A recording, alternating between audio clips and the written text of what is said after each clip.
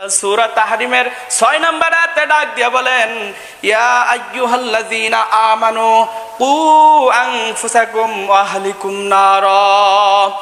আল্লাহ তাআলা সূরা তাহরিম 66 নম্বর সূরা কোরআনুল কারীমের এবং 6 নম্বর আয়াতে ডাক দিয়ে বললেন, ইয়া আইয়ুহাল্লাযীনা আমানু, হে ঈমানদারগণ। আমরা ঈমানদার কি না?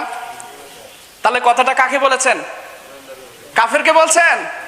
আমাদেরকে বলছেন। জবান খুলবেন, কারণ জবান খুললে এটা আজকে আপনি সাক্ষ্য দিচ্ছেন, হাসরের ময়দানে এই সাক্ষীটাই আল্লাহ দেওয়াবে। বুঝতে পেরেছেন? আল্লাহ তাআলা ডাক দিয়ে বললেন, হে ঈমানদারগণ, কু আনফুসাকুম ওয়া আহলিকুম নারা, তোমরা নিজেরা জাহান্নামের আগুন থেকে বাঁচো। উ আনফুসাকুম, আনফুসাকুম মানে নিজেরা, ওয়া আহলিকুম নারা, আহাল মানে পরিবার, তোমরা এবং তোমাদের পরিবারদেরকে জাহান্নামের আগুন থেকে বাঁচাও, যার ইন্ধন হবে ওয়াকুদুহান নাস ওয়াল হিজারা, মানুষ এবং পাথর। জাহান্নামকে কি দিয়ে জ্বালানো হবে? মানুষ এবং পাথর। কারণটা কি জানেন? জাহান্নামকে খড়ি দিয়ে জ্বালানো হবে না, জাহান্নামকে মানুষ এবং পাথর দিয়ে জ্বালানো হবে, যার ইন্ধন হবে মানুষ এবং পাথর। যারা জাহান্নামের কাজ করবে, জাহান্নামে যাওয়ার মতো যে কর্মগুলো আছে যারা করবে, তখন তাদেরকে একটা বলেন তো, মানুষের গায়ে যখন পেট্রোল ঢালা হয় তার গায়ে আগুন ধরে কি ধরে না? মানুষ পুড়িয়ে ছাই হয় কি হয় না? দেখেন না, যার যখন হিন্দুদেরকে পড়ে শ্মশানে, তখন তাদেরকে যখন পুরানো হয় তাদের শরীরে আগুন ধরে কি ধরে না? তাহলে এইভাবে জাহান্নামের ইন্ধন হবে মানুষ এবং পাথর। সেই কঠিন জাহান্নাম, সেখানে নির্দয় ফেরেশতারা রয়েছেন যাদের কোনো দয়া। দুনিয়াতে শাস্তির জন্য যদি কারো বিচার ফয়সালা হয়ে যায় যে এর শাস্তি এইটা, এর শাস্তি এইটা, হয়তোবা 10 বিঘা জমি 20 বিঘা জমি বিক্রি করে ঘুষ দিয়ে হলেও কোনো সময় না কোনো সময় নাজাত পাওয়া যায়, যায় কি যায় না? কিন্তু জাহান্নামের ফেরেশতাদের এত কঠিন পাষাণ হৃদয়, সেই জাহান্নামের ফেরেশতারা তাদেরকে কোনো ঘুষ দেওয়ার সুযোগ আছে? কেন বলবেন যে আমি এই যে টাকা করি জমা করে রাখছি, এই যে আমার এত সম্পদ ছিল, আমি এত কিছু করেছি, ও ফেরেশতা এগুলো তুমি নিয়ে নাও, আমাকে একটু সুযোগ দাও। দেবে কি? দেবে না। সুতরাং নিজে এবং নিজেদের পরিবারদেরকে জাহান্নামের আগুন থেকে বাঁচাতে হবে।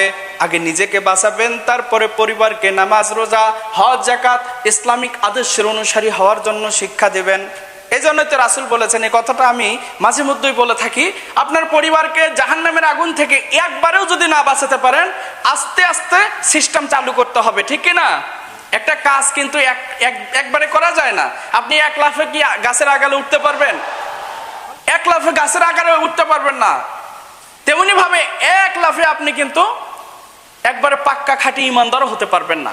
আস্তে আস্তে আস্তে আস্তে আস্তে আস্তে হতে পারবেন। চেষ্টা করতে হবে। একটা মানুষের চাইতে একটা পিঁপড়ার চেষ্টা অনেক কঠিন। একটা মানুষ একটা কাজ একবার, দুইবার, তিনবার, চারবার করার পরে এই কাজটা করবোই না, হচ্ছেই না, বলে কি বলে না? কিন্তু আমি লক্ষ্য করেছি, একটা পিঁপড়া যখন একটা চিনির দলা পায়, একটা মিষ্টান্ন কোনো কিছু পায়, এই পিঁপড়াটা এই চিনি অথবা মিষ্টি জিনিসটা এই দেয়ালের শুরু থেকে শেষ পর্যন্ত উঠতে উঠতে তার বাসা ওখানে, এখানে আসার পরে পড়ে গেছে। কি হয়েছে? তার চেষ্টাটা দেখেন। আবার ঘুরে আসছে, আসার পরে আবার চিনির দলা নিয়ে উঠতে উঠতে আবার এখানে গেছে, হঠাৎ করে মুখ থেকে খুলে পড়ে গেছে নিচে, আবার নিচে আসছে। একটা পিঁপড়া, ছোট্ট একটা পিঁপড়া, পৃথিবীর বুকে যত প্রাণী সৃষ্টি করেছেন, যত কিছু সৃষ্টি করেছেন আল্লাহ, প্রত্যেকটা প্রাণী থেকে, প্রত্যেকটা বস্তু থেকে শিক্ষা আছে না নাই? আল্লাহ তাআলা পিঁপড়াকে দিয়ে এটাই আমাদেরকে বোঝাতে চাচ্ছেন, বান্দা দেখো, একটা পিঁপড়া 1000 বার চেষ্টা করে ছোট্ট একটা প্রাণী হয়ে, তারপরও নিরাশ হয় না, কারণ তার যতটুকু শরীর, সেই শরীর অনুযায়ী যেই শক্তি আর চেষ্টা অনুযায়ী সফলতা দেয় কে? আমরাও যদি চেষ্টা করি সফলতা দিবেন কে? এই পিঁপড়াটা আবারও চিনির টুকরাটা উঠতে উঠতে অন্তত পক্ষে 7-8 বার পড়ে গেল, 8-10 বার পড়ে গেল, তারপরেও কিন্তু ছাড়ে নাই, চেষ্টা ছাড়ে নাই, হাল ছাড়ে নাই। নিতে নিতে নিতে এক সময় দেখা গেছে বাসায় উঠিয়ে ফেলছে, তার ঘরের ভেতরে চিনির দলাটা নিয়ে গেছে। চেষ্টা করলে সফলতা মিলবে।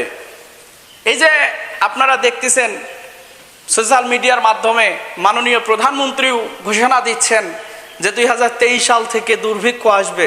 ইউক্রেন এবং রাশিয়ার যুদ্ধের কারণে দুর্ভিক্ষ যদিও আসে, আল্লাহ যদিও দেয়, কিন্তু কোরআন হাদিসে এর সমাধান আছে না নাই?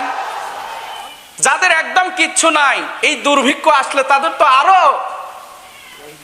আরো দুর্ভিক্ষ হয়ে যাবে, হবে কি হবে না? আর যাদের আছে তারা তো কিনে খেতে পারবে। এই জন্য কোরআন এবং হাদিসের বর্ণনা, যখন দুর্ভিক্ষ আসবে, যখন অভাব অনটন বেড়ে যাবে, তখন যাদের অট্টালিকা আছে, যাদের কোটি কোটি টাকা আছে, লক্ষ লক্ষ টাকা আছে, তাদের থেকে সেই সম্পদের জাকাত নাও, কি নাও, এই জাকাতগুলো নেওয়ার পরে, রাষ্ট্রীয় কোষাগারে নেওয়ার পরে এই সম্পদগুলো সমানভাবে তাদের মাঝে, জনগণের মাঝে, তোমরা যারা নিরহ, গরিব,